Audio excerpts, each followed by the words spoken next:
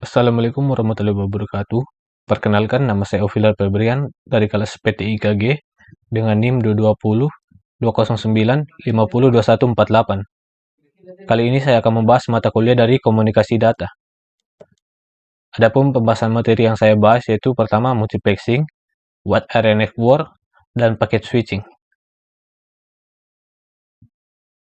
Materi yang pertama yaitu multiplexing.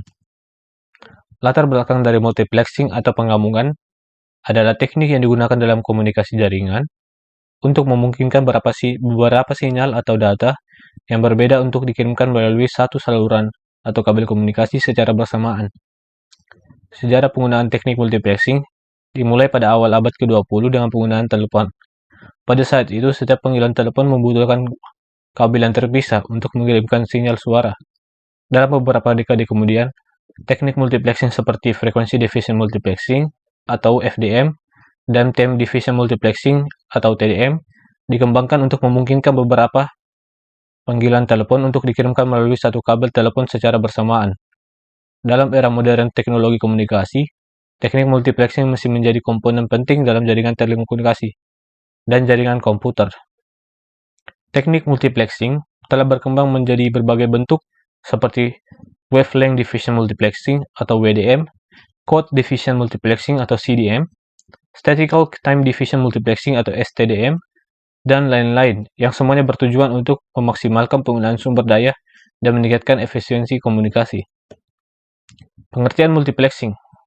Multiplexing adalah teknik yang digunakan untuk menggabungkan beberapa sinyal ke dalam satu jalur komunikasi tunggal. Dengan menggunakan multiplexing, kita dapat mengirimkan banyak sinyal secara bersamaan melalui satu jalur komunikasi yang terbatas, sehingga efisiensi penggunaan jalur komunikasi menjadi lebih baik. Multiplexing. Contoh sederhana dari multiplexing yaitu multi-drop line, di mana sejumlah perangkat sekunderi, misalnya terminal, dan sebuah primary, misalnya komputer host, saling berbagi pada jalur line yang sama.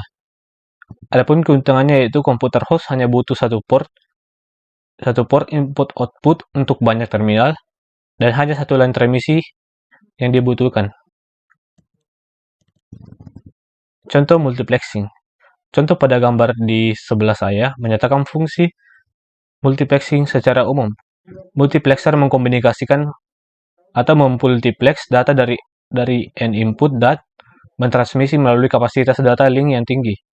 Demultiplexer menerima aliran data yang dimultiplex atau pemisahan demultiplex dari data tersebut tergantung pada channel dan mengirimnya ke line output yang diminta.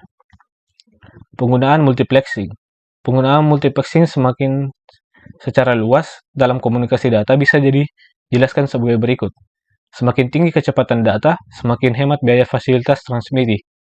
Artinya, untuk aplikasi tertentu dan pada jarak tertentu, biaya per kilobyte per second menurun dengan peningkatan kecepatan data fasilitas transmisi. Demikian pula, biaya peralatan transmisi dan penerimaan per kbps menurun dengan meningkatkan kecepatan data. Sebagian besar perangkat komunikasi data individu membutuhkan relatif sederhana dukungan kecepatan data. Misalnya, untuk banyak terminal dan komputer pribadi, di aplikasi yang tidak melibatkan akses web atau grafik intensif, data kecepatan antara 1600 bps dan 64 kilobyte per second secara umum memadai. Adapun tiga jenis multiplexing yang umum digunakan yaitu time division multiplexing atau TDM, yang kedua frequency division multiplexing atau FDM, dan yang ketiga yaitu wavelength division multiplexing atau WDM. Time division multiplexing. Time division multiplexing adalah metode mentransmisikan beberapa sinyal digital melalui saluran tunggal dengan membagi waktu transmisi menjadi beberapa time slot. Keuntungan TDM adalah efisiensi biaya dan penggunaan bandwidth yang lebih sedikit daripada FDM. TDM biasa digunakan untuk komunikasi point-to-point, dan penerapannya dapat ditemukan pada jaringan telepon dan televisi kabel. Namun perlu digunakan perhitungan dan perencanaan yang matang dalam penggunaan TDM untuk menghindari penurunan kualitas transmisi akibat terlalu banyak sinyal ditransmisikan dalam satu saluran. Frequency Division Multiplexing. Teknik menggabungkan banyak saluran input menjadi saluran output berdasarkan frekuensi adalah MUX yang paling umum dan banyak dipakai dengan menumpuk sinyal pada bidang frekuensi. Data yang dikirimkan akan dicampurkan berdasarkan frekuensi dengan cara menata suara informasi, yaitu suara bicara oleh satu pelanggan, dalam sedemikian rupa sehingga menempati satu alokasi frekuensi sebesar 4 kHz. Teknik ini digunakan di Indonesia hingga tahun 1900-an, pada saat masih menggunakan jaringan telepon analog dan jaringan satelit analog. FDM disebut kode transfer, artinya sistem sandi yang dipakai oleh data dan tidak memberi pengaruh. FDM dapat beroperasi secara full duplex, 2 atau 4 kawat. Contoh FDM adalah pada penggunaan radio dan TV. Yang terakhir yaitu WDM atau Wavelength Division Multiplexing. WDM adalah teknologi transmisi optik yang memungkinkan beberapa sinyal optik dikirimkan secara bersamaan melalui serat optik yang sama dengan memanfaatkan cahaya dengan panjang gelombang berbeda. Keuntungan dari WDM adalah memungkinkan transmisi data dalam jumlah besar dengan bandwidth yang sangat tinggi, sehingga cocok digunakan pada aplikasi yang membutuhkan transmisi data dalam jumlah besar, seperti pada jaringan telekomunikasi, internet, dan media penyimpanan data. Contoh penerapan WDM dapat ditemukan pada jaringan telepon optik, di mana sinyal suara dan data dikirimkan melalui serat optik, yang sama dengan menggunakan teknologi WDM untuk memanfaatkan bandwidth yang tersedia secara optimal. Selain itu, WDM juga digunakan pada sistem penyimpanan data optik seperti CD, DVD, dan Blu-ray disc. Kesimpulan materi multiplexing.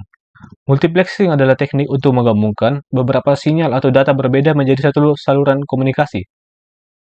Terdapat beberapa jenis teknik multiplexing yang umum digunakan, di antaranya time division multiplexing, frequency division multiplexing, dan wavelength division multiplexing. TDM mengalusikan waktu secara bergantian pada setiap sinyal yang ingin ditransmisikan, sedangkan FDM membagi saluran komunikasi menjadi beberapa subkanal berdasarkan frekuensi sinyal. Sedangkan WDM digunakan khususnya pada jaringan optik dengan memanfaatkan berbagai panjang gelombang dari cahaya yang berbeda untuk mengirimkan beberapa sinyal pada waktu yang sama.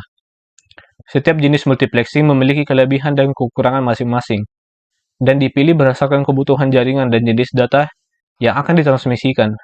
Namun, teknik multiplexing secara keseluruhan memainkan peran penting dalam meningkatkan efisiensi dan kapasitas jaringan komunikasi, serta mempercepat pengiriman data.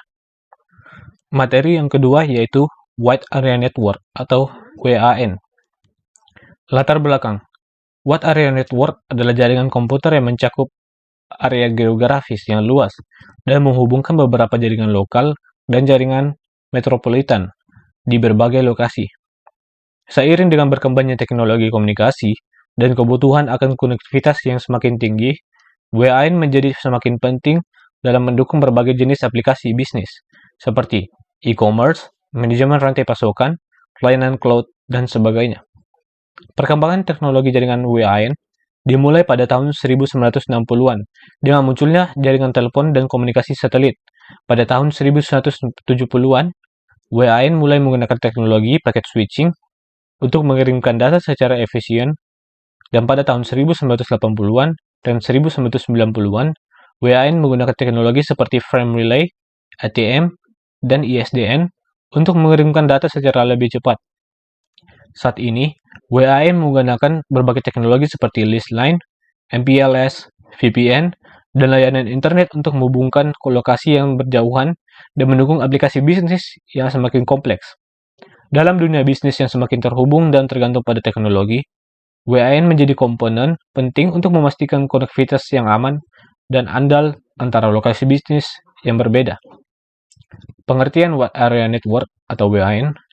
Wide Area Network adalah jaringan komputer yang mencakup area geografis yang luas, seperti antar kota, antar provinsi, atau bahkan antar negara, dan menghubungkan beberapa jaringan lokal atau LAN, atau jaringan metropolitan atau MAN, di lokasi yang berbeda. WAN biasanya digunakan untuk menghubungkan lokasi bisnis yang berbeda agar dapat berkomunikasi dan berbagi sumber daya seperti data, aplikasi, dan perangkat keras, serta memungkinkan akses jarak jauh server atau sistem lainnya. WAN juga dapat digunakan untuk menyediakan layanan internet kepada pengguna yang terhubung ke jaringan. Contoh dari gambar WAN bisa kita lihat pada gambar berikut.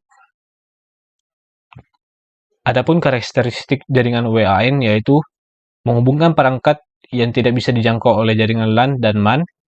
Yang kedua, memiliki radius jangkauan yang sangat luas. Yang ketiga, dapat mengakses bandwidth meskipun jaraknya jauh.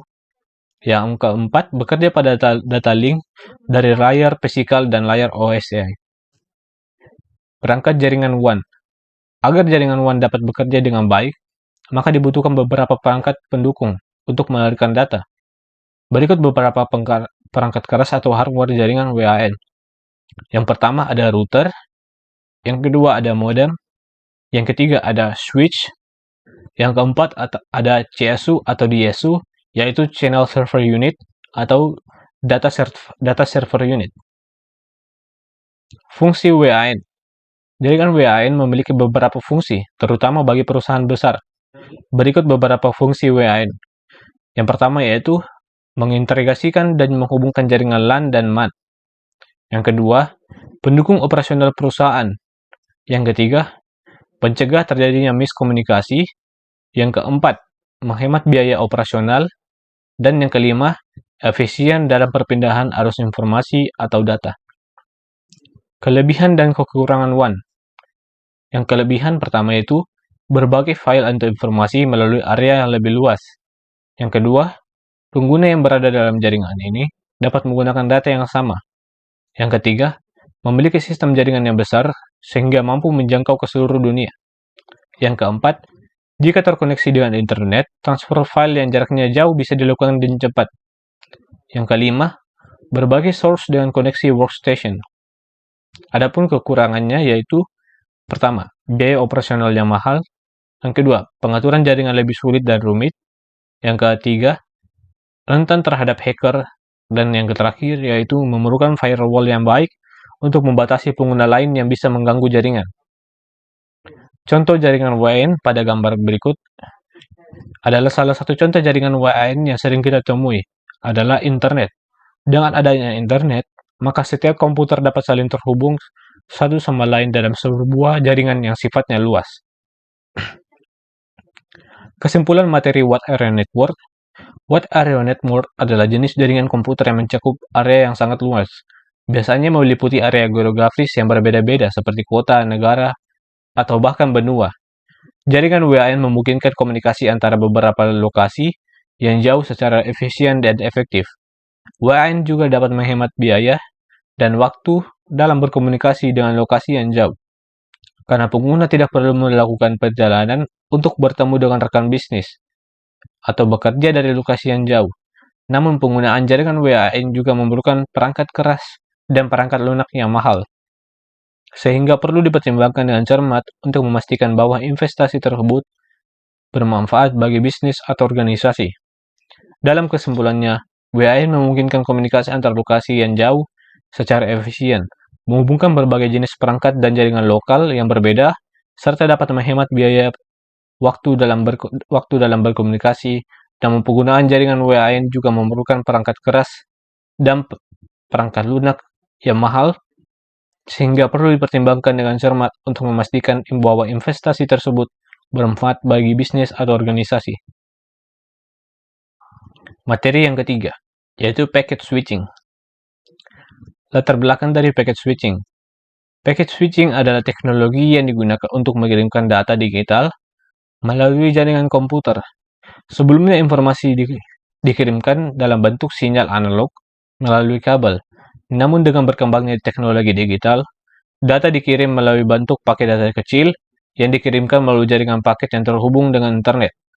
Dalam pengiriman data melalui paket switching, data yang akan dikirimkan dibagi menjadi paket-paket kecil dan dikirimkan melalui jaringan komputer. Kemudian paket data ini akan diterima oleh penerima dan diurutkan kembali sehingga dapat dibaca dengan benar. Teknologi ini lebih efisien dan cepat dibandingkan dibandingkan dengan pengiriman data melalui jalur tunggal, di mana pengguna harus menunggu sampai harus seluruh pesan dikirimkan sebelum pengguna lain dapat menggunakannya. Teknologi paket switching pertama kali dikembangkan pada tahun 1160-an oleh para peneliti di Amerika Serikat yang bekerja untuk Departemen Pertahanan. Tujuannya adalah untuk membangun sebuah jaringan komputer yang dapat bertahan meskipun salah satu bagian jaringan mengalami kerusakan. Dengan teknologi ini, pengiriman data menjadi lebih cepat dan aman, sehingga memungkinkan pengembangan jaringan komputer yang lebih besar dan lebih kompleks. Pengertian paket switching. Paket switching adalah sebuah teknologi komunikasi yang digunakan untuk mengirimkan data digital melalui jaringan komputer, dengan cara memecah data menjadi beberapa paket data kecil yang dikirimkan secara terpisah melalui jaringan. Setiap paket data ini akan diberi label dengan informasi tujuan, asal, dan nomor urutan, sehingga dapat diurutkan kembali dengan digabungkan di penerima. Dalam teknologi paket switching, data tidak dikirimkan dalam bentuk sinyal analog melalui kabel seperti pada teknologi telekomunikasi tradisional, melainkan dalam bentuk paket data kecil melalui jaringan paket yang terhubung dengan internet. Metode ini lebih efisien dan cepat dibandingkan dengan pengiriman data melalui sirkuit tunggal, di mana pengguna harus menunggu sampai seluruh pesan dikirimkan sebelum pengguna lain dapat menggunakannya. Penggunaan teknologi paket switching pertama kali dikembangkan oleh Departemen Pertahanan Komputer pada Amerika Serikat pada tahun 1960-an. Tujuannya adalah membangun jaringan komputer yang dapat bertahan meskipun salah satu bagian jaringan mengalami kerusakan. Sejak saat itu, teknologi paket switching menjadi dasar dari pengiriman data di jaringan komputer modern dan menjadi salah satu inovasi teknologi paling penting dalam sejarah komunikasi. Contoh paket switching. Dari gambar tersebut, kita dapat melihat contoh dari paket switching. Adapun teknik dalam paket switching yaitu teknik diagram. Tidak seperti paket switching yang berorientasi pada connection. Dalam connectionless packet switching, setiap paket berisi semua informasi pengamatan yang diperlukan seperti alamat sumber, alamat tujuan, dan nomor port, dan lain-lain. Dalam datagram paket switching, setiap paket diperlukan secara independen. Paket yang termasuk dalam satu aliran dapat mengambil rute yang berbeda, karena keputusan perutian dibuat secara dinamis, sehingga paket yang tiba tidak di tujuan mungkin rusak. Ini tidak memiliki pengaturan koneksi dan fase teardown seperti sirkuit virtual. Pengiriman paket tidak dijamin dalam paket switching tanpa koneksi, sehingga pengiriman yang andal harus disediakan oleh sistem akhir menggunakan protokol tambahan. Yang kedua, teknik virtual circuit. Yang selanjutnya adalah teknik virtual circuit. Sebelum memulai transmisi, ia menetapkan jalur logis atau koneksi virtual menggunakan protokol pensinyalan antara pengirim dan penerima, dan semua paket pemilik aliran ini akan mengikuti rute yang telah ditentukan ini. Virtual Circuit ID disediakan oleh switch root atau router untuk mengidentifikasi koneksi virtual ini secara unik. Data dibagi menjadi unit-unit kecil, dan semua unit kecil ini ditambahkan dengan bantuan nomor urut. Secara keseluruhan, 3 fase berlangsung di sini: fase penyiapan, transfer data, dan pembongkaran. Adapun perbedaan paket switching dan circuit switching. Berikut ini adalah perbedaan paket switching dan circuit switching. Paket switching tidak mempunyai adanya jalur fisik. Yang kedua itu paket akan ditransfer secara independen. Yang ketiga tidak menggunakan bandwidth sebelum adanya proses transfer. Yang keempat yaitu mendukung metode transmisi store dan forward. Circuit switching. Adapun perbedaannya yaitu ada jalur fisik antar jaringan sumber dan tujuan. Yang kedua, semua paket menggunakan jalur yang sama. Yang ketiga, menyimpan bandwidth yang akan digunakan sebelum proses transfer. Yang keempat, tidak ada transmisi store dan forward. Kelebihan paket switching yaitu tidak ada penundaan dalam pengiriman paket karena paket dikirimkan ke tujuan segera setelah tersedia. Yang kedua, tidak ada persyaratan untuk ruang penyimpanan yang besar karena informasi diteruskan ke tujuan segera setelah diterima. Yang ketiga, penggunaan bandwidth lebih baik karena beberapa sumber dapat mentransfer paket dari link sumber yang sama. Yang keempat, kegagalan dalam tautan tidak menghentikan pengiriman data, karena paket-paket ini juga dapat dirutekan dari jalur lain. Kesimpulan materi packet switching. Packet switching adalah teknologi komunikasi yang digunakan untuk mengirim data digital melalui jaringan komputer dengan cara memecah data menjadi paket data kecil yang dikirimkan terpisah melalui jaringan. Teknologi ini lebih efisien dan cepat dibandingkan teknologi komunikasi tradisional yang menggunakan sirkuit tunggal. Dalam teknologi packet switching, setiap paket data diberi label yang berisi informasi asal, tujuan, dan nomor urutan untuk memudahkan pengiriman dan penerimaan data.